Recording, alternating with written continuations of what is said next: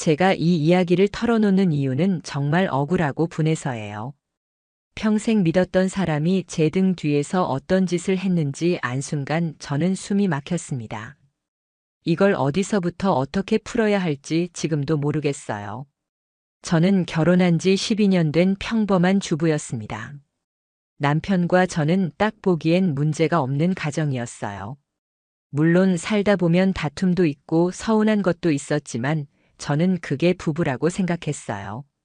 남편은 성실한 사람이었고 가장의 책임도 다하는 사람이었습니다. 그 사람은 주말마다 골프를 치러 간다고 했어요. 평소에도 골프를 좋아했거든요. 그래서 처음에는 그걸 전혀 의심하지 않았어요. 오히려 혼자라도 취미를 즐기면 스트레스 풀리겠지 싶었죠. 남편은 늘 골프채를 챙기고 옷차림도 골프복으로 딱 맞춰 입고 나갔어요. 저한테는 항상 골프 치고 올게 이렇게 말했죠. 그렇게 주말마다 꼬박꼬박 나가더라고요. 그런데 이상한 건 있었어요. 골프를 치고 왔다는데 옷에선 땀이 거의 안 나 있었고 손에도 골프장 특유의 잔디 냄새나 흙먼지 같은 게 전혀 없더라고요. 처음엔 그냥 가벼운 연습만 하고 왔나 했죠. 근데 어느 날 남편이 주말 내내 골프 갔다가 돌아왔는데 이상한 향수 냄새가 나는 거예요. 제가 물었어요. 당신 뭐야? 왜 향수 냄새가 나? 남편은 웃으면서 이렇게 말했어요. 골프장에 어떤 아줌마가 향수를 엄청 뿌리고 왔더라. 옆에서 스윙 연습하는데 그 냄새가 다 밸 수밖에. 그때 저는 속으론 찜찜했지만 별말 안 했어요. 제가 너무 예민한 걸 수도 있으니까요. 그렇게 몇 달이 지났어요. 그런데 남편의 골프 빈도가 더 잦아졌습니다. 처음엔 주말 하루였는데 어느 순간 주말 이틀 내내 나가더군요. 심지어 가끔 평일에도 갑자기 쉬는 날이라며 골프를 가겠다고 했어요. 저는 이상해서 슬쩍 물었어요. 그렇게 자주 가는 골프장이 어딘데? 남편은 특정 지역의 이름을 댔어요. 그런데 그 이름이 어딘가 낯설었어요. 그래서 저는 검색을 해봤습니다. 그런데 희한하게도 남편이 말한 지역엔 유명한 골프장이 없었어요. 그냥 펜션 단지와 캠핑장이 있는 곳이었죠. 그때부터 제 의심은 확신으로 바뀌었어요. 저는 몰래 남편의 자동차 블랙박스를 확인했어요. 녹음 기능이 꺼져 있었지만 위치 정보는 남아 있었더라고요. 매번 같은 펜션 단지 근처에 도착한 기록이 찍혀 있었습니다. 저는 이게 뭐지 싶었어요. 골프장이라더니 왜 펜션 근처를 맴돌까? 결국 저는 참다 못해 그 주말에 몰래 뒤따라갔어요. 남편이 출발하고 저는 택시를 타고 그곳까지 갔습니다. 그리고 그곳에서 저는 제 두 눈으로 믿을 수 없는 장면을 봤어요. 남편이 어떤 여자를 차에서 내려주고 둘이 함께 펜션 안으로 들어가더군요. 그 여자는 제가 한 번도 본 적 없는 여자였어요. 제 또래쯤 되는 듯한데 옷차림이 아주 화려하고 세련됐더라고요. 저는 손이 떨렸어요. 어떻게 저럴 수 있나 싶었죠. 남편이 나한테는 골프 간다며 나와 아이를 집에 두고 저렇게 여자를 만나러 온 겁니다. 그 펜션 앞에 서 있으니 속이 뒤집어지는 것 같았어요. 저는 당장 문을 박차고 들어가고 싶었지만 일단 참았어요. 증거부터 잡아야 했으니까요. 그래서 저는 몰래 사진을 찍었어요. 둘이 손을 잡고 펜션 안으로 들어가는 모습, 그리고 펜션 주위를 둘이서 산책하는 모습까지요. 그리고 펜션 근처를 돌아보다가 더 기막힌 사실을 알게 됐어요. 그 펜션이 남편 명의였던 겁니다. 현지 부동산에 들러서 슬쩍 물어보니 남편이 맞다고 하더군요. 저는 그 자리에서 머리가 하얘졌어요. 남편이 골프를 치러 간다고 하더니 그건 다 거짓말이었어요. 사실은 본인 명의로 된 펜션을 운영하면서 그곳에서 상간녀와 함께 살다시피 한 거였어요. 저는 분노가 치밀어서 참을 수가 없었어요. 당장 남편에게 전화를 걸었어요. 당신 어디야? 남편은 골프장에서 막 끝났다고 하더군요. 저는 비웃음이 나왔어요. 그래서 말했어요. 그래, 골프장이야? 그럼 펜션은 뭐야? 너 이름으로 된 거 말이야. 그 말을 듣는 순간 남편이 아무 말도 못하더군요. 저는 그 자리에서 이렇게 말했어요. 너 이제 끝났어. 집에 오지 마. 내가 다 알아냈으니까. 그리고 바로 전화를 끊었습니다. 그 순간에도 손이 떨리고 속이 미쳐버릴 것 같았어요. 내가 얼마나 바보였나. 매주 골프 간다는 말에 속아 집에서 밥하고 빨래하며 기다린 제가 너무 한심했어요. 저는 그날 밤을 꼬박 새웠어요. 머릿속에 수없이 많은 생각이 떠올랐어요. 남편이 도대체 언제부터 그런 짓을 해왔을까? 그 펜션은 언제부터 있었던 걸까? 나는 왜 그동안 이걸 몰랐을까? 제 자신이 너무 바보 같았고 분하고 억울했어요. 그래서 저는 다음 날 바로 변호사를 찾아갔어요. 모든 걸 이야기했죠. 펜션 명의가 남편 이름이라는 것. 상간녀와 함께 펜션에서 지내고 있었다는 것. 저는 상간녀 소송을 하고 싶다고 했습니다. 변호사는 제가 모아온 증거들을 꼼꼼히 살펴보더니 충분히 가능하다고 했어요. 펜션 등기부등본과 사진, 블랙박스 위치 기록까지 다 모았거든요. 그런데요. 변호사가 그러더라고요. 이 펜션 소득 신고도 안 되어 있네요. 아마 재산 숨기려고 만든 것 같네요. 저는 그 말을 듣고 또 한 번 화가 치밀었어요. 저 인간이 그 펜션에서 상간녀랑 살림 차려놓고 그걸 나한텐 골프장이라고 둘러댔던 겁니다. 심지어 사업 소득도 숨기고 있던 거였어요. 그래서 저는 남편의 통장과 카드 내역까지 모조리 뒤졌어요. 펜션과 관련된 거래 흔적이 있더군요. 상간녀 명의로 돈이 입금된 내역도 있었습니다. 그때 저는 깨달았어요. 이 인간들은 그냥 불륜이 아니라 아예 저를 속이고 그 펜션을 공동의 집처럼 쓰고 있었던 거였어요. 남편의 월급에서 빠져나간 돈도 그 펜션 운영비였고 상간녀 생활비였어요. 저는 치가 떨렸어요. 내가 번 돈이 저 여자한테 가고 있었던 겁니다. 결국 저는 상간녀 소송을 접수했어요. 변호사가 준비해준 소장에는 이렇게 적혀 있었습니다. 피고는 원고의 혼인 중 배우자와 부정한 관계를 지속하였고 그 거점으로 사용된 펜션은 배우자 명의의 은닉 재산으로 확인됨. 이에 정신적 피해에 대한 손해배상 및 상간 배우자에 대한 법적 책임을 묻는다. 그걸 보는데 손이 덜덜 떨렸어요. 이렇게라도 하지 않으면 저는 무너질 것 같았거든요. 그리고 이혼 소송도 함께 준비했습니다. 남편이 연락을 해왔지만 저는 받지 않았어요. 대신 변호사를 통해 이렇게 전했어요. 더 이상 남편과의 대화는 없습니다. 법적으로만 이야기하세요. 남편은 저한테 찾아오겠다고 했지만 저는 집도 비워버렸어요.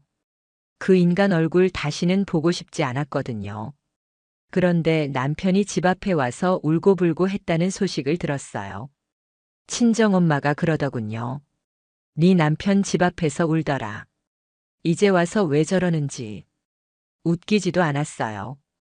이미 돌이킬 수 없는 짓을 해놓고 울면 뭐 하냐고요. 그렇게 후회할 거면 애초에 그 펜션을 샀어야 했나요?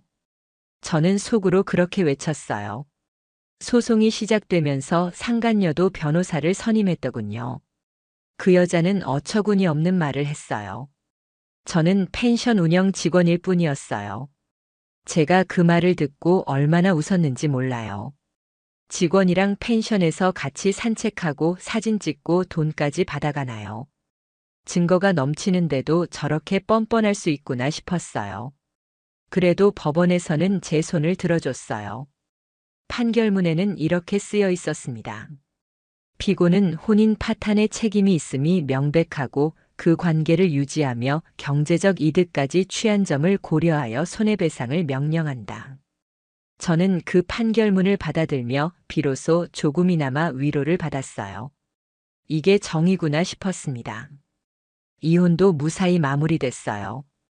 남편은 펜션과 관련된 숨겨진 재산까지 다 드러났고 그걸 저한테 일부 보상하라고 법원이 판결했어요.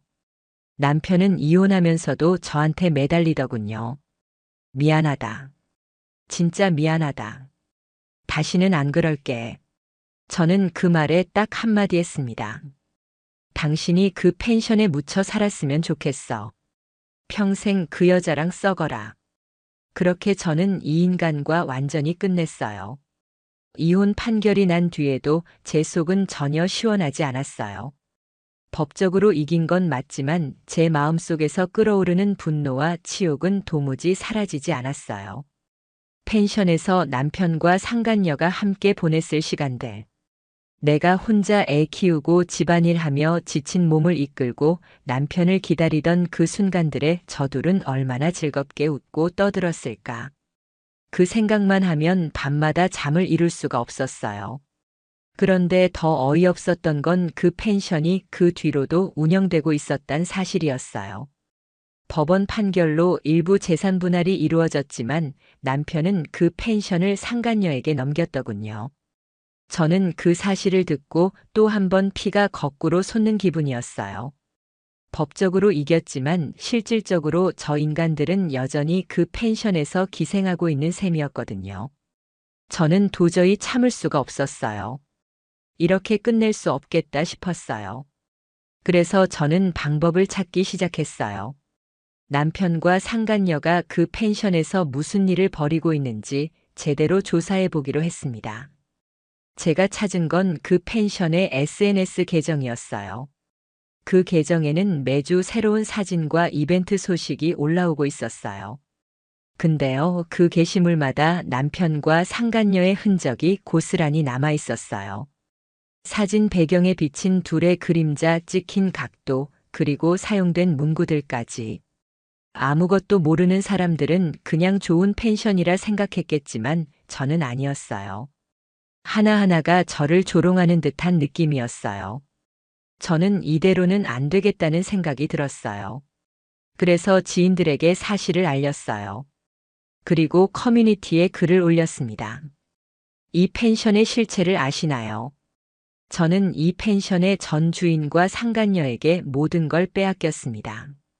저는 그 안에 법원 판결문도 일부 캡처해서 올렸어요. 그들이 어떤 짓을 했는지 세상에 알리고 싶었거든요. 그 글이 퍼지고 나서 펜션 계정에는 악플이 달리기 시작했어요. 상간녀 펜션 부정한 돈으로 운영되는 곳, 이런 댓글들이 이어졌습니다. 그리고 지역 커뮤니티에도 그 소식이 돌면서 손님이 급격히 줄었다고 하더군요. 저는 그 말을 듣고 속이 좀 시원했어요. 그래, 저 인간들 편하게는 못 살겠구나 싶었죠. 그 와중에 남편이 저한테 연락을 해왔어요. 왜 이렇게까지 하냐? 너도 재산 받았잖아. 그 한마디에 저는 기가 막혔어요. 재산 좀 받은 걸로 이 모든 치욕이 씻겨진다고 생각하는 그 인간의 수준이 더러웠어요. 저는 딱 잘라 말했어요. 나는 너희들이 평생 이 죗값을 받길 바랄 뿐이야. 재산이 문제가 아니야. 너희가 짓밟은 내 인생을 생각해봐. 그 뒤로 남편은 연락을 끊었어요. 대신 상간녀가 저한테 소송을 걸겠다고 협박을 하더군요. 명예훼손이라나 뭐라나. 저는 웃음밖에 안 나왔어요. 판결문도 있고 사실관계도 명백한데 뭘로 명예가 훼손됐다는 건지요. 저는 변호사와 상의했어요. 변호사는 걱정 말라며 오히려 반소를 걸어도 된다고 했습니다. 그 말을 듣고 저는 더 이상 두려울 게 없었습니다. 그리고 또 하나의 복수를 준비했어요. 남편이 숨겨둔 또 다른 재산이 있을 거라 확신했거든요. 저는 조사 전문 업체를 통해 남편의 재산을 추적했습니다. 그리고 결국 또 다른 명의로 된 예금과 주식 계좌를 찾아냈어요. 법원에 추가로 재산 분할 청구를 했습니다. 저는 끝까지 한 푼도 남기지 않고 받아내겠다고 마음먹었거든요. 그렇게 하나하나 남편의 숨겨진 재산을 찾아냈고 법원에서도 저의 손을 들어줬습니다. 남편은 결국 더 많은 돈을 저에게 지급해야 했고 그 와중에 펜션 운영은 점점 어려워졌다고 하더군요. 저는 속으로 생각했어요. 그래, 돈 한 푼 남기지 말고 바닥까지 떨어져라. 내가 내 인생 짓밟은 값이야. 그런데요, 이상하게도 저는 아무리 돈을 받아도 허전했어요. 마음 한구석이 비어 있었어요. 내가 왜 이런 인간 때문에 이렇게 지쳐야 하나 싶었어요. 그래서 저는 상담도 받기 시작했어요. 누군가에게 내 마음을 털어놓고 나니 그제야 조금은 숨통이 트이더군요. 저는 이제라도 내 삶을 다시 살아야겠다고 결심했어요. 그렇게 하나하나 복수를 해나가며 저는 숨통이 조금씩 트이긴 했지만 여전히 머릿속에서 지워지지 않는 장면들이 있었어요. 남편과 그 여자가 손잡고 펜션 안으로 들어가던 모습. 그 둘이 그곳에서 얼마나 행복하게 지냈을지 생각하면 이가 갈렸어요. 그래서 저는 끝까지 그 둘의 흔적을 다 지우고 싶었습니다. 단순히 돈 몇 푼 받는 걸로는 제 감정을 절대 다 갚을 수 없었거든요. 그러던 중 펜션에서 큰 사고가 터졌다는 소식을 듣게 됐어요. 펜션에서 투숙객과의 분쟁이 생겼고 그게 지역 커뮤니티에 대서특필됐더라고요. 위생 문제, 서비스 문제, 그 펜션 주인의 불성실한 태도까지 모조리 까발려졌더군요. 저는 그 글을 보며 속으로 이렇게 외쳤어요.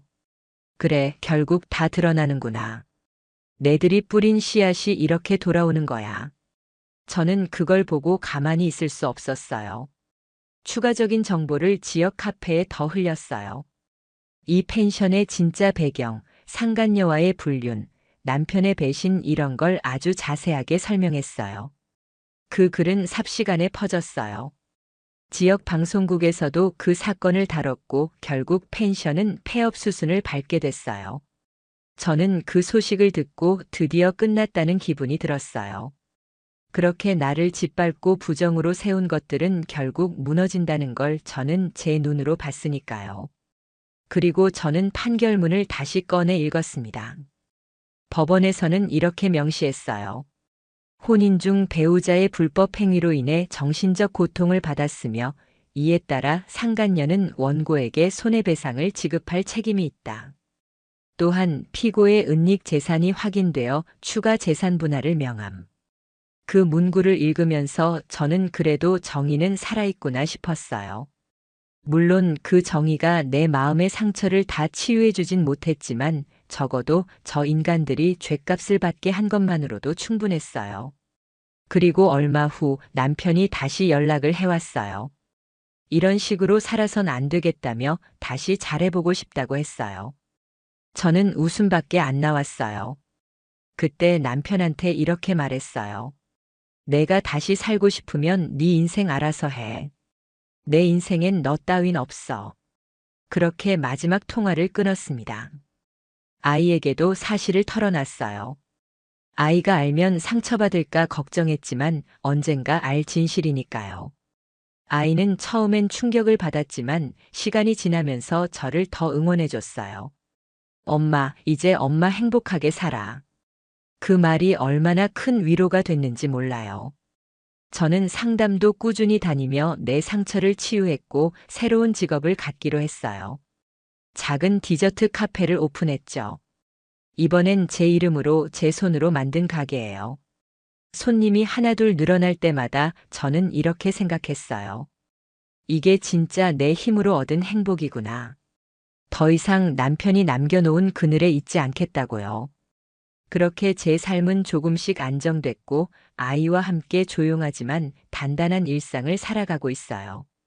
그리고 저는 절대 잊지 않아요. 내 인생을 망치려 했던 사람들은 결국 무너졌고 나는 다시 일어섰다는 걸요. 그래서 오늘도 저는 더 열심히, 더 행복하게 살겠다고 다짐합니다. 저는 시간이 흘러도 절대 그때의 기억을 잊지 못할 거예요.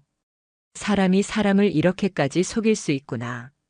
내가 믿었던 내 남편이었는데 결국 저한테 남은 건 배신과 분노뿐이었어요. 그 인간이 남긴 건 상처였지만 저는 그 상처를 안고서라도 앞으로 걸어가야 했습니다. 저는 더 이상 그 인간의 그림자에서 살지 않겠다고 마음먹었어요. 그러다 우연히 남편의 소식을 들었어요. 펜션 폐업 후에도 이것저것 장사를 해봤지만 다 망했다고 하더라고요. 상간녀와도 결국 헤어졌대요. 서로 돈 때문에 싸우다 끝났다고 하더군요. 그 소식을 듣는데 묘하게 씁쓸했어요. 어쩌면 저 인간의 끝은 이렇게 초라해야 마땅한 거였죠. 본인이 뿌린 씨앗이었으니까요. 그런데 그런 소식을 들으면서도 저는 별로 시원하지 않았어요. 제 인생에서 이미 그 사람은 끝난 존재였거든요. 복수도 끝났고 재산도 받아냈고 법적 판결도 이겼지만 결국 제 마음속에 남은 건 상처뿐이었어요. 저는 그걸 인정하기로 했어요. 상처는 없앨 수 없는 거구나. 그냥 안고 살아야 한다는 걸요. 지금은 아이와 함께 소소한 행복을 찾으며 살고 있어요. 아이가 가끔 묻습니다.